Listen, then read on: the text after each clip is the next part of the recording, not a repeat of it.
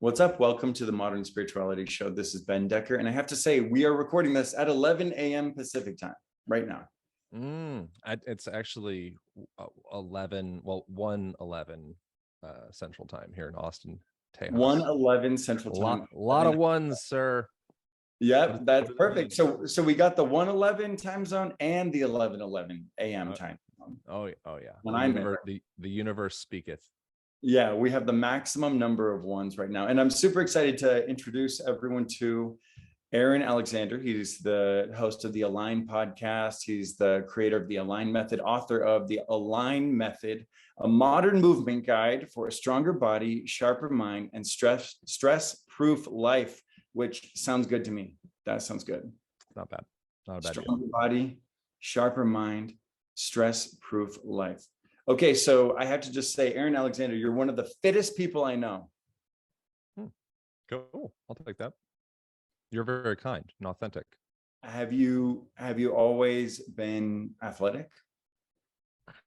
I grew up in my book. I describe it as like a deranged baby giraffe, very long, awkward, misaligned limbs jutting out from my torso, and that was. Then thankfully there was a coalescence of puberty and every legal supplement I could get my hands on, and an obsession over bodybuilding and self-enlargement in any variety that I could possibly ascertain.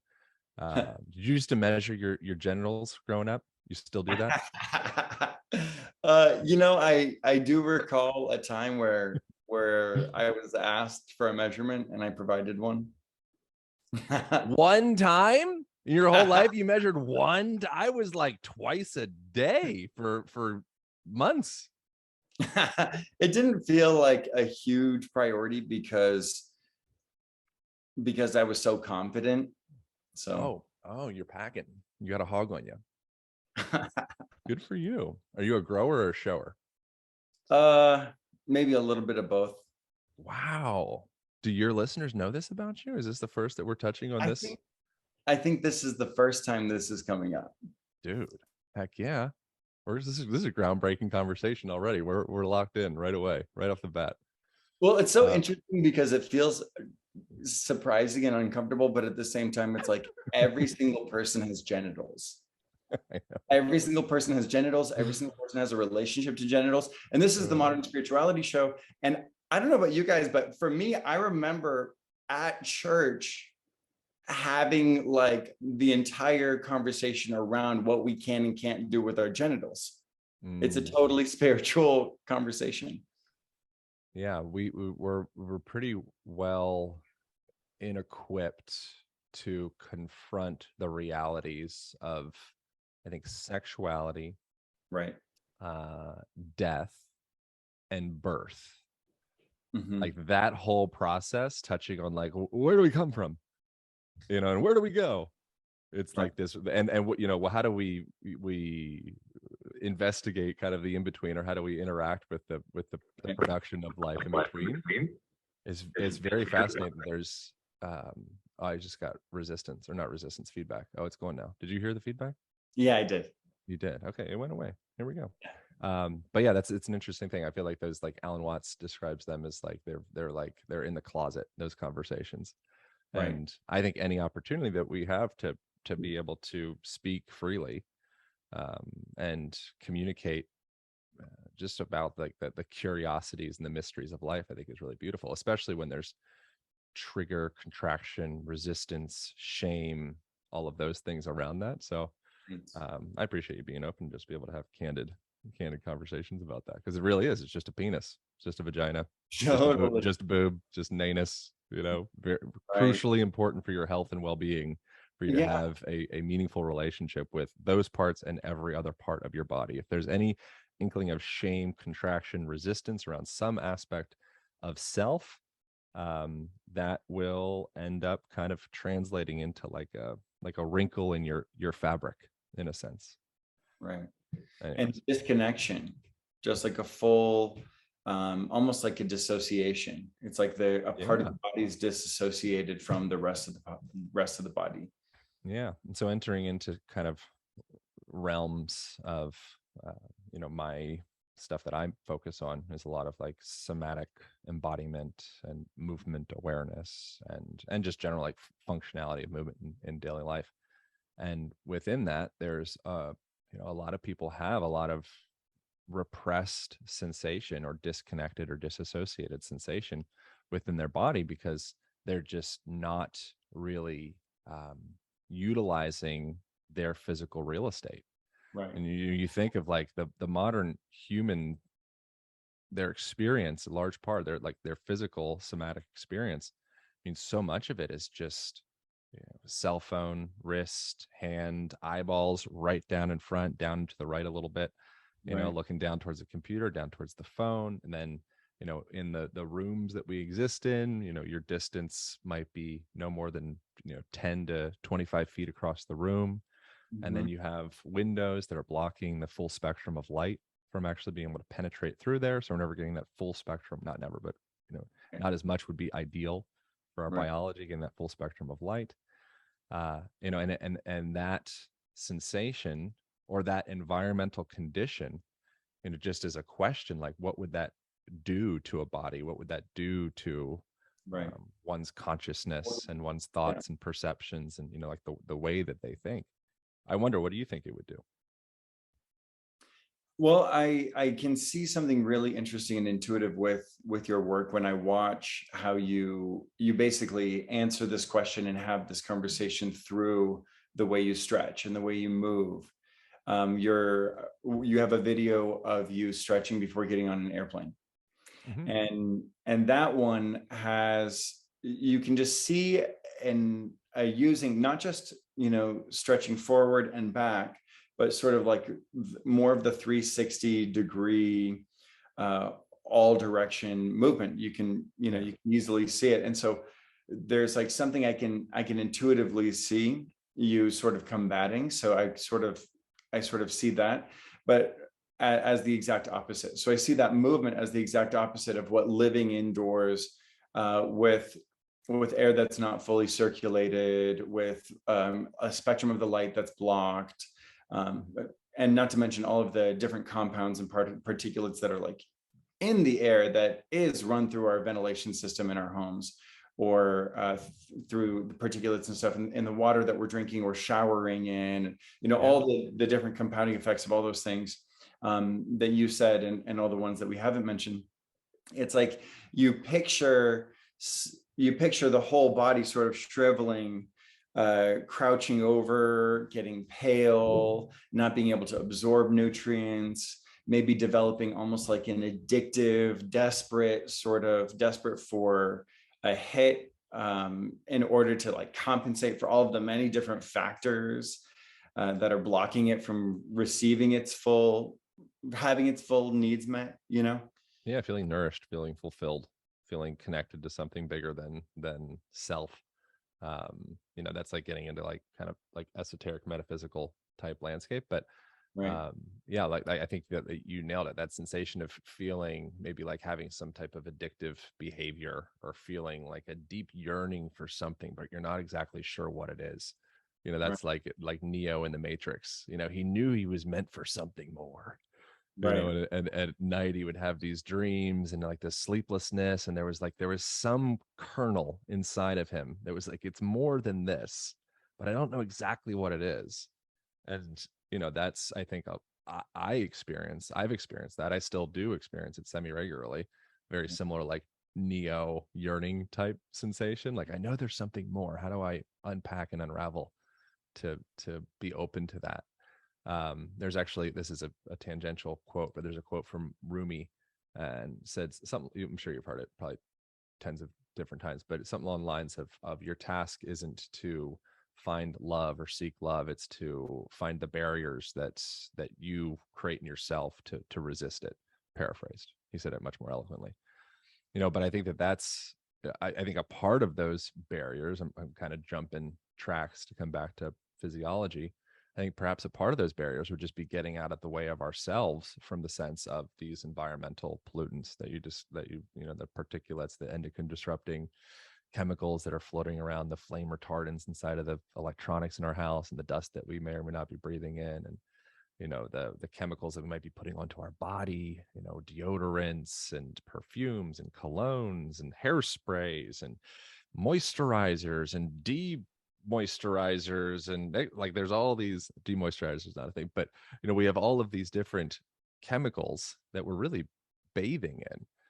And so that would be one layer that's interesting that we'll probably not talk too much about because that's not like a lane of depth for me, but it's interesting. I talk to a lot of people that's their thing. I find it endlessly fascinating. So that's one layer of how your environment informs the structure of your physiology, your hormonal makeup. And then there's another component, which would be the movement lens. And so when you're in most like the modern environmental landscape, you don't really bring your hips down below the height of your knees, like ever. Like in order for a human being to have a healthy functioning defecation, take a drop of deuce, you squat. Like that's how any human forever has taken a poop in nature. And when you actually go through that full squatting range of motion, you actually elongate the rectum, and it's called the anorectal angle. There's a muscle called the puborectalis that actually wraps around the rectum. And when you go into a deep squat position, it literally elongates the poop chute for allow you to have a healthy defecation. We've like taken that out of modern culture where now we just kind of go halfway down, Right. and when we're on So is this episode sponsored by the Squatty Potty? it could be. It's great. It's a great product. I actually squat on the toilet seat quite often. It's a great tool to have in your back pocket, especially Have from you ever using a spent urinal. time in Southeast Asia or Sure, India? sure. Yeah. And Well, Southeast Asia, not India. I'd like to go to India. yeah, I mean, I haven't been to India, but I know in the Philippines and in certain places throughout Thailand and Indonesia, It's all floor toilets. floor toilets. Yeah. And that's so that's just one potential direction of like structural physiological aberration from what would be more health It's so inducing or true. like natural in quotations. Like I'm picturing, as much as I kind of don't want to be picturing someone pooping, I'm picturing like the squatting motion, like in a 3D rendering in my mind of like a medical school video. That's what I'm seeing in my mind. Yeah. And I'm totally seeing it. And it's so interesting to watch all the different parts of the body that would not normally be activated at all if you just sat on a normal Western toilet. Right. And so that's there's a person that I reference in my book several times that I find him brilliant, called Philip Beach, and wrote a book called Muscles and Meridians, among other things. But in the Muscles and Meridians book, I borrow some of his language and the Align method, the one that I did. And he calls it postures of repose. So like postures of reposition. And he calls these various different archetypal resting positions that humans just naturally go into. If you hang out with any kid, like anywhere in the United States, or any modern world, just hang out with a kid and you'll see them just naturally, organically go through these postures of repose. And the way that he describes that, and the way that I borrow his language around it, is that they are like tuning mechanisms for the circulation and the healthy functioning of every joint in your body, and your lymphatic system and your endocrine system, and all of these systems. They're essentially like rivers. It's just you're just this walking body of water that's cruising around the land. You're wrapped up and you're just a bunch of bags of water. And when those watery aspects of you start to become dehydrated or dammed up, or like callous, they kind of feel like beef jerky, that those would be points of pain typically, or points of disassociation or disconnection or repression, parts that you start to not feel them after a while. And then it would lead to dis-ease. So a circulating body is a healthy body. A dammed up, dehydrated segment of a body is an unhealthy segment. So literally just the process of your existence is structured to make you healthier. Mm-hmm. This is such a massive deal that if this general concept was integrated into like modern human life, it would literally change everything. Mm-hmm. Like I mean it wouldn't change everything, but it would change a lot. I mean, it would. It's a foundational shift that at any area of someone's life, if you have that idea that life should be built around um, the healthiest or most optimal option, Yeah.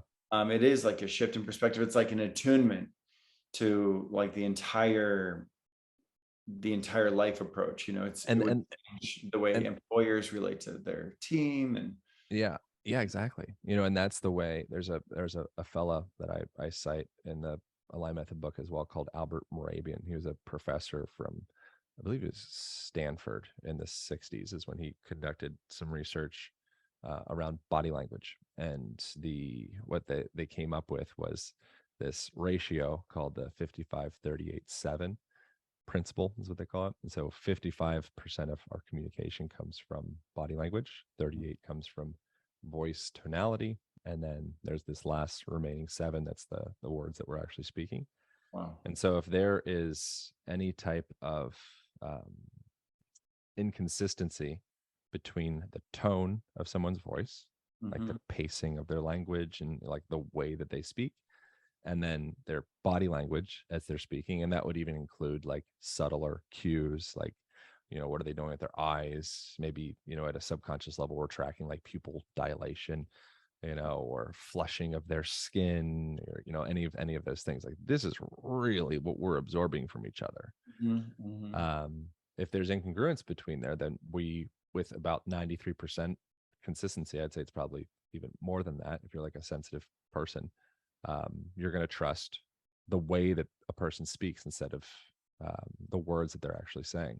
And so Right. starting to come into awareness of like, okay, I don't really maybe care about getting a 6-pack, or I don't need to have like sweet biceps or killer quads or something.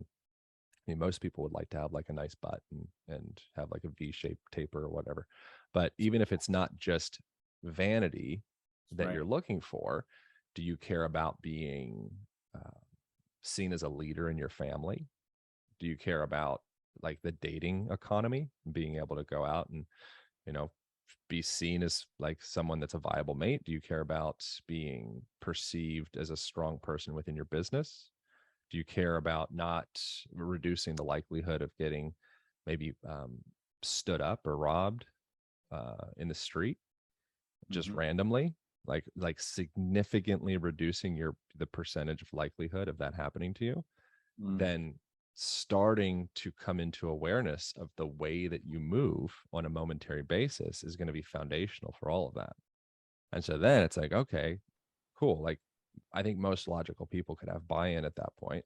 Then Right. it's saying, okay, like, now what can we do? Should I do like some Taibo workout? Should I do Pilates? Should I do CrossFit? Should I box? Like, what should I do?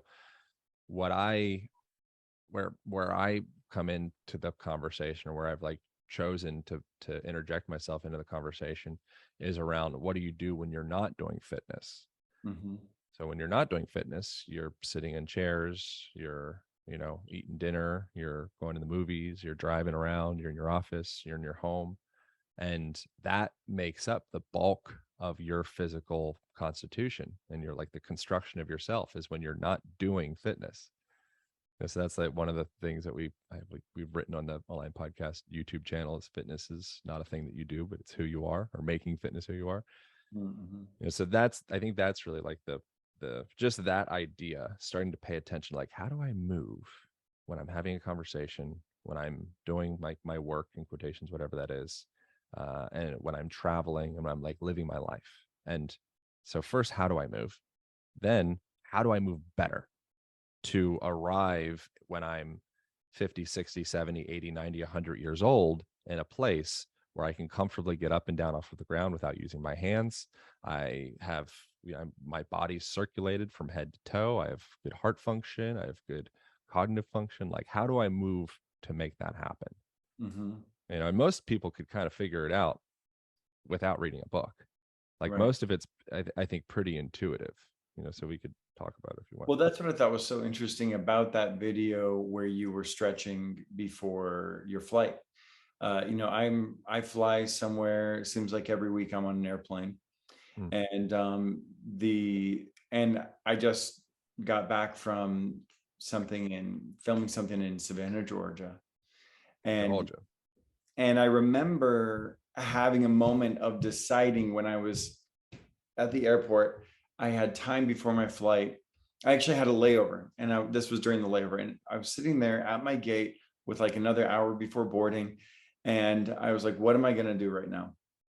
And there was like a pretzel place right there, and there was all these people eating all these different kinds of pretzels, dipping them in like cheese sauce, dipping them in frosting, and there's like this whole moment, and it smelled good, and I was like, yum, that sounds good. And I just looked and I was like, I feel like I can do better than that right now. And so I just like grabbed my stuff and I just kind of power walked up and down the terminal a little bit. But that was before I saw your video, which I saw earlier today. I was looking at your page and I saw that earlier today. And I was like, see, that is actually some really good, that would have been great for me to do before getting on an airplane, really getting into my body like that, the way that you were stretching and everything. And Yeah. it's kind of like being willing to be the person that being willing to do what your body needs in those moments, kind of regardless of what it may seem like to the space around you. There's like a confidence in, I'm stretching right now. They can literally have whatever thoughts that they want about the fact that I'm stretching right now, you Yeah. know. Isn't it funny how that works, where there's people that are, most people are pretty selfish, like involved, Right. self-indulged. And the idea that, like, oh man, what are people going to think about me if I'm stretching out my quads at the airport? It's like, no one gives a shit about you. Like, Yeah. like, just no one cares. Everyone's No, thinking about what are people going to think about them if they whatever. yeah. So like getting Everyone's past trying that to catch point, their flight. Everyone's moving on with their own nobody life. cares. Nobody Yeah. cares. And then within that, the other aspect of it is we're all continually influencing each other. And if you are a person living in a, statistically speaking, like malaligned world in many ways, it's very beautiful and precious and magical in many ways as well. But I mean, anybody could drum up the statistics around the steady increase in obesity and diabetes and self-harm and suicide and utilization of just all sorts of different pharmaceutical drugs to combat our emotional experience to being it's more favorable. There's just it's all that stuff seems to just be going up each year. And so within that, it's like, okay, well, it seems like there's something kind of off about the way that the direction that we're trending. So Right. if that's the general state, then for you to be normal means you will choose or elect subconsciously or consciously to move into a direction of, ultimately, to at least statistically speaking, dysfunction. Right. And so it's kind of like borderline courageous to be different, and be outside of the tribe, even if everyone is, walking themselves off of a cliff or whatever. People kind of want to stay close to the tribe and, not make too many ripples. Right. So to be, if you're living in like a crazy world and, you are doing something different, that might seem kind of crazy or might seem kind of eccentric. So I think that, like, a part of it's just like willing to be, like, you got to be willing to be different. If you're living in a world that's going in that direction that it is, you just have to be willing to be different. And then within that, there's a realization that we're continually attuning to each other, and you don't need, I think it's like inherent in humanness to want to be of service, and to be like a part of a community. That's why so many people are like keto or carnivore or vegan or like whatever. Like, if you have a team for the way that you eat, you just want community. That's all that is. That's a sublimated urge to feel like you're in community. Very little to do with ketosis or whatever. We just want to feel connected. And so within that, it's like to be willing to be different than the norm is like terrifying. So it's like, I think part of it's like stepping in and saying, okay, like I need to do, if I want to arrive in a place that feels like sovereign and strong and empowered and flexible and dynamic and just whatever, positive-ish adjectives, I'm going to need to really take my health into my own hands. Right. And when you're looking at like the food pyramid, I saw recently my buddy I'm sure Max Lugavere, wrote Genius Foods and various different books. Mhm. He posted a thing on his Instagram recently from Tufts University, and like at the bottom of it was like a kind of like a little food pyramid thing. And at the top of what we're supposed to be eating says Tufts University, smartest minds, and all of the universities are suggesting that we should be eating like it's like Wheaties and cornflakes and just What? garbage. Like not good food. Yeah, I could text it to you. And at the very bottom, I don't know what your food preferences are, but I don't know if you're like vegan or vegetarian or something like that. But the very bottom was like eggs, ground beef, all these foods that Wow. humans have been eating forever. That's been sustaining humanity forever. And so within that, it's like it's just another wake up call where you're like, I need to trust my intuition with what is best for my biology. It's like ridiculously important.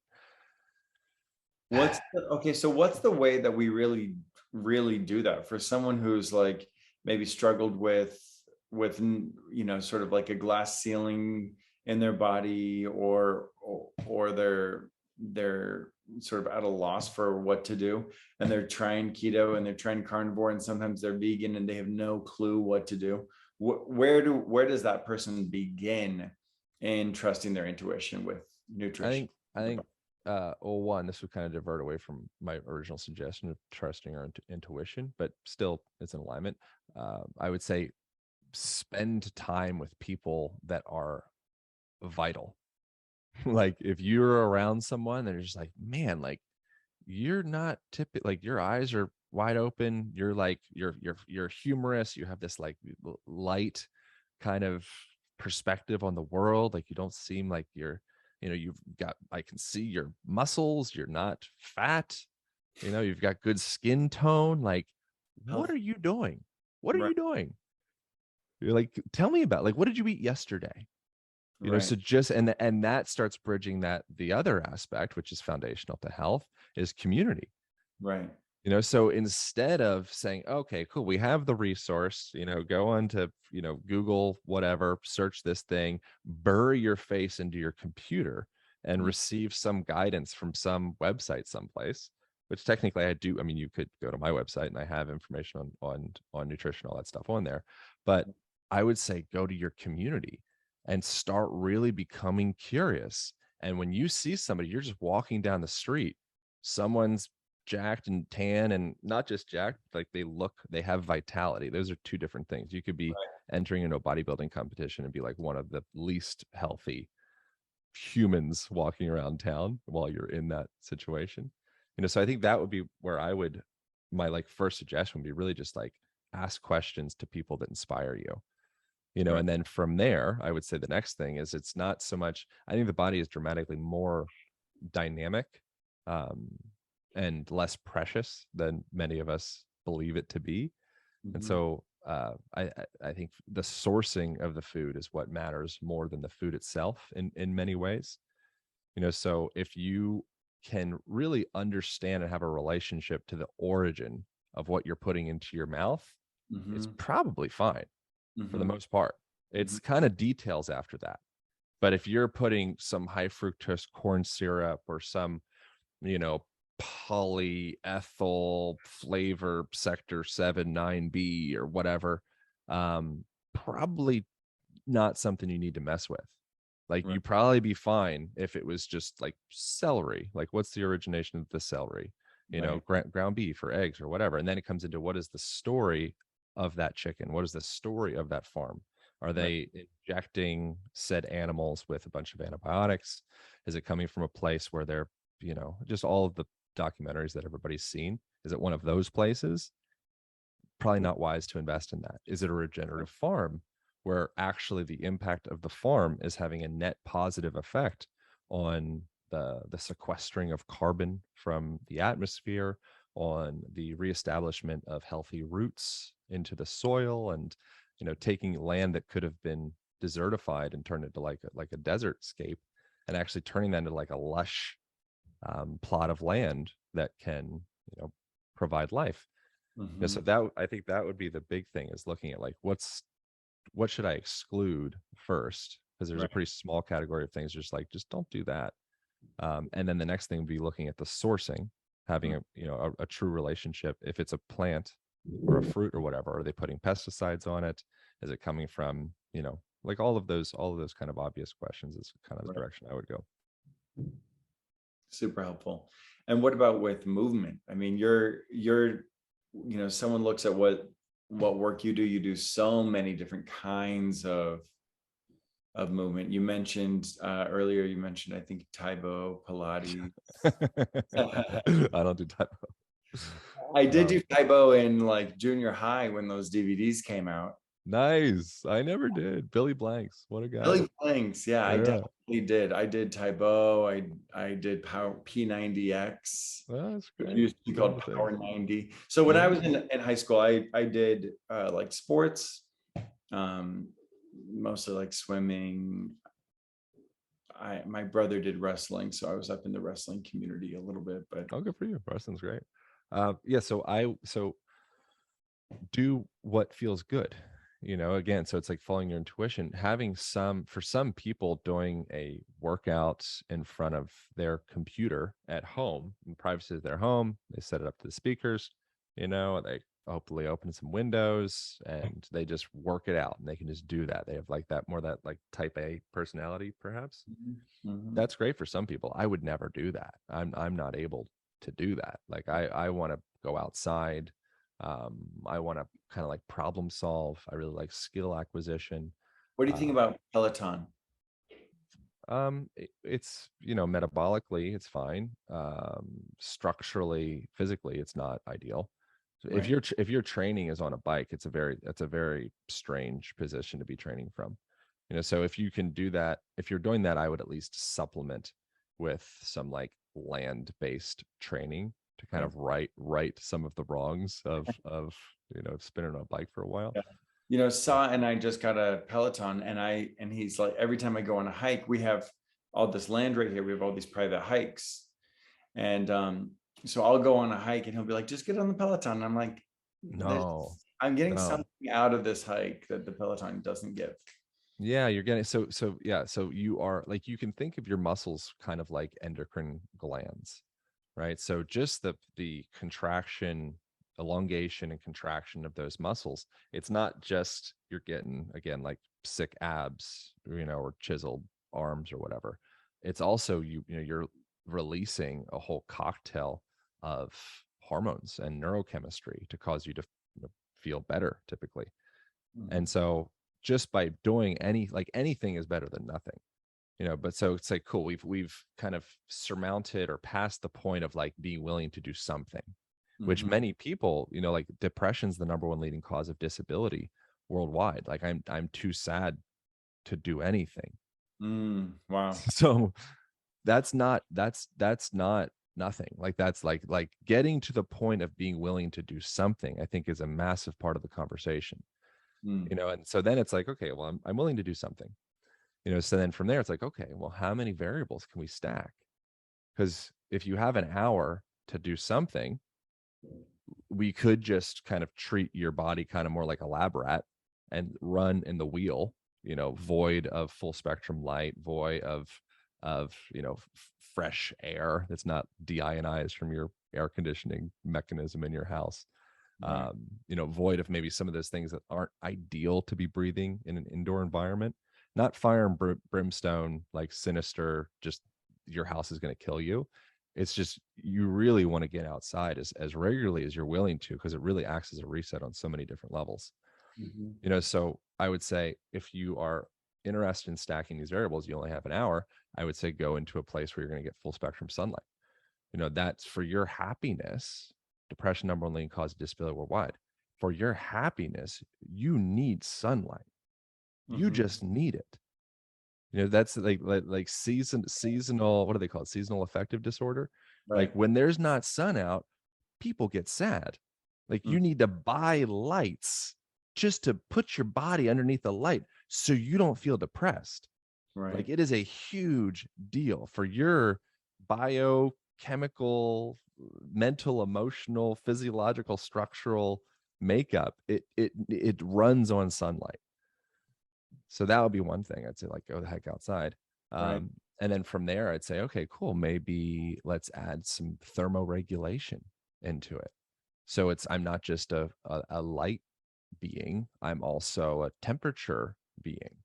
Mhm. So, all right, cool. Maybe get cold, maybe get hot, so maybe get a sauna, get a cold plunge, maybe go outside if it's really hot, get sweaty and just be in it, accept that it's uncomfortable. Mm. If it's really cold, maybe wear less than like a full like Eskimo suit, Mhm. and kind of go out and be like, cool, like, this is cold. I can do this. I can be with this. Right. And this is the same thing getting into, like, more you and Saw's work, like, uh, being with what is and being with what's not comfortable. If you're always just riding that kind of that lane of comfort, guaranteed you're going into discomfort. Mhm. Mhm. like hard life now, easy life later.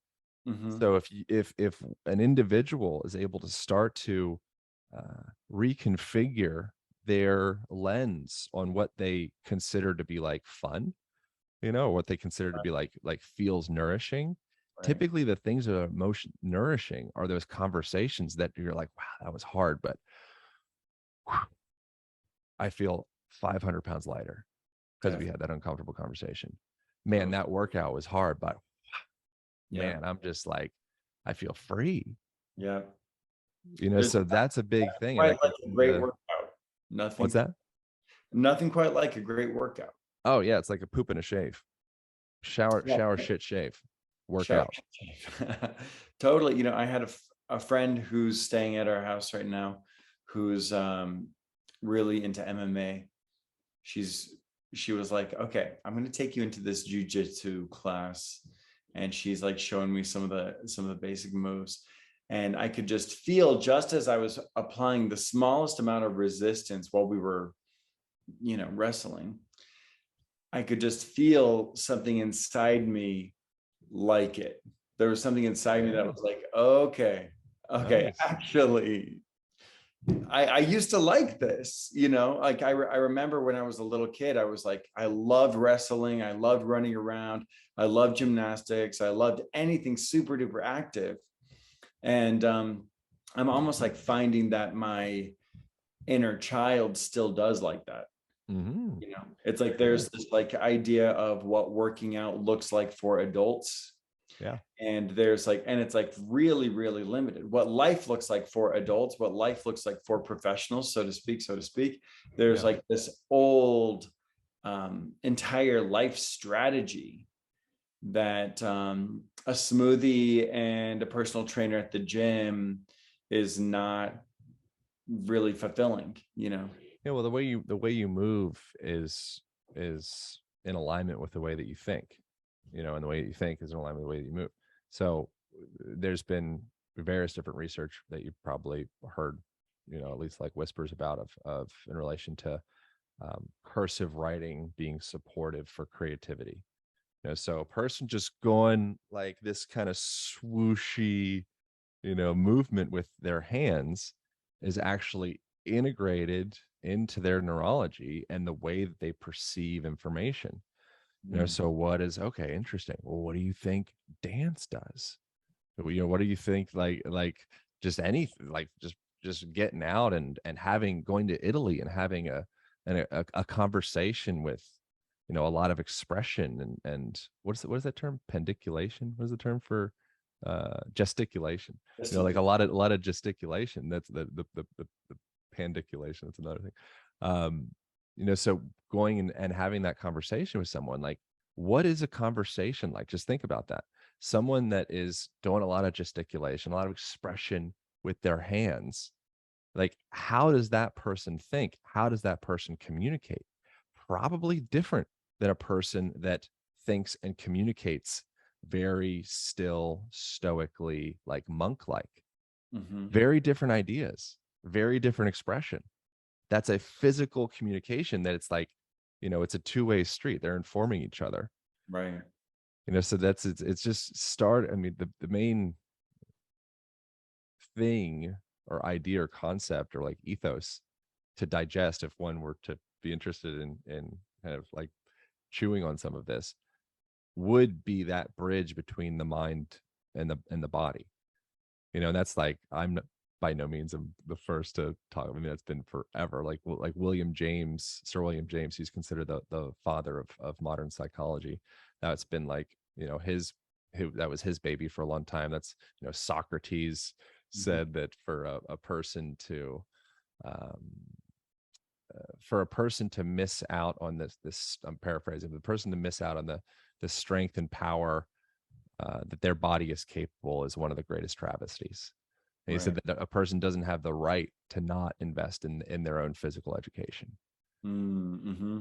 Like, this is like, it's all like, people have been saying this for a very long time, but just starting to bridge that gap of like, oh yeah, like the way I move around the world in the day. One, it's fitness, and if you want to burn more calories and you just care about like your butt jiggling, or you want to get a six pack or something, you can burn upwards of 2,000 calories each day just from what's called non-exercise activity thermogenesis, or NEAT is the acronym people get.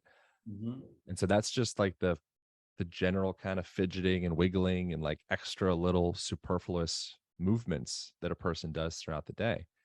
If you're a person that moves more like a kid, and a kid, I would suggest, is, they move more intuitively. Right. They haven't been kind of formatted by like an institution, or like Right. shame around movement, or they just haven't been affected as much yet. They're more just intuitive biology and movement.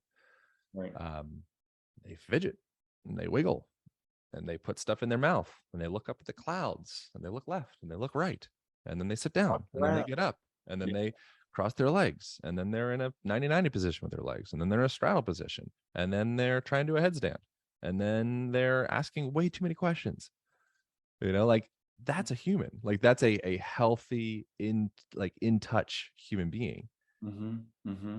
And then as a person starts to get stiller, that's like in the I Ching, there's another paraphrased section of that says something along the lines of um, a person that is, or a person or like living entity that's still they call it a disciple of death. They say like movement is life.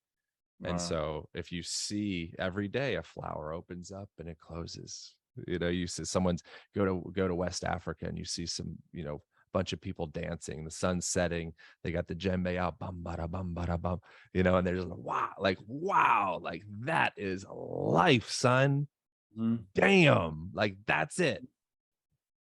And then it's like, okay, well, yeah, they aren't experiencing some of like the statistics that we were talking about before. Then you go to, okay, well, what's the disciple of death part? Oh, maybe someone that their activity and their level of connection, community, all of that, it's sitting down inside, uh vision not going beyond 2 feet in front of your face, Mm-hmm. uh, connecting with like artificial community out there somewhere where you can just say vitriol garbage. It just doesn't matter because it's never going to come back. It's not a real person. They don't have feelings.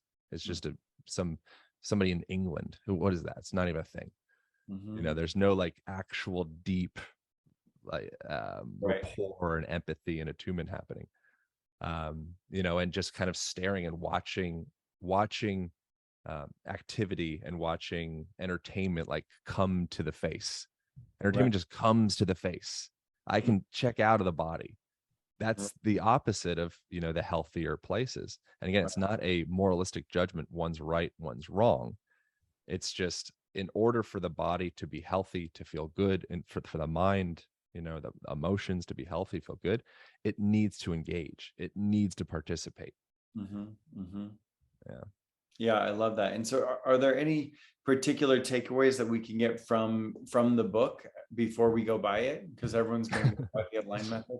Yeah. Yeah, a ton. I mean, most of the stuff that we've been talking about has been kind of like 30,000 foot view, kind of like philosophical.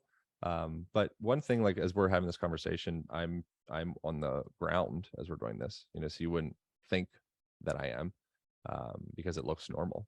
And I've got a fancy microphone here, and I've got my headset and backdrop, and good camera, and so I look like an adult. I look like I'm like adulting. But what you don't see is below. You can say I can change the camera. You can see I'm on an infrared mat. It's filled with a bunch of like crystals and shit. It's cool. It's good for my joints.